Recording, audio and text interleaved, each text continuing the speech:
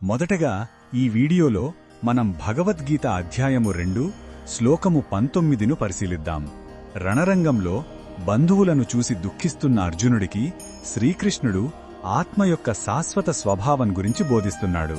ఈ శ్లోకం ఆ బోధనలో చాలా ముఖ్యమైనది. మొదటగా ఈ పవిత్ర శ్లోకాన్ని భక్తితో విందాం. యయేనం వేత్తి హంతారం యశ్చైనం మన్యతే హతం ఉభౌ తౌ న విజానీతో నాయం హంతి న హన్యతే. ఈ శ్లోకం అర్థమేమిటంటే, ఆత్మను చంపగలమని అనుకునేవాడు, అలాగే ఆత్మ చనిపోతుందని అనుకునేవాడు ఇద్దరూ అజ్ఞానులే. ఎందుకంటే ఆత్మ ఎవరినీ చంపదు, ఎవరిచేత చంపబడదు. శ్రీకృష్ణుడు ఇక్కడ మన శరీరానికి, మన నిజ స్వరూపమైన ఆత్మకు మధ్య ఉన్న తేడాను స్పష్టం చేస్తున్నాడు. శరీరం నశించినా ఆత్మ శాశ్వతంగా ఉంటుంది.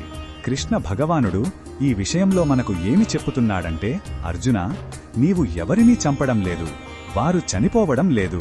వారి శరీరాలను మాత్రమే ఆయుధాలు తాకగలవు. వారి లోతల ఉన్న ఆత్మను ఏదీ నాశనం చెయ్యలేదు. ఈ నిజం తెలియకపోవడమే దుఃఖానికి కారణం. నీవు చంపుతున్నావనే భావన ఒక భ్రమ మాత్రమే. ఈ బోధనను మన దైనందిన జీవితంలో ఎలా ఉపయోగించాలంటే, ప్రియమైన వారిని కోల్పోయినప్పుడు ఇది ఓదార్పునిస్తుంది. వారి శరీరం దూరమైనా వారి ఆత్మ శాశ్వతమని గుర్తుచేస్తుంది. ఇది మన మరణ భయాన్ని కూడా తగ్గిస్తుంది.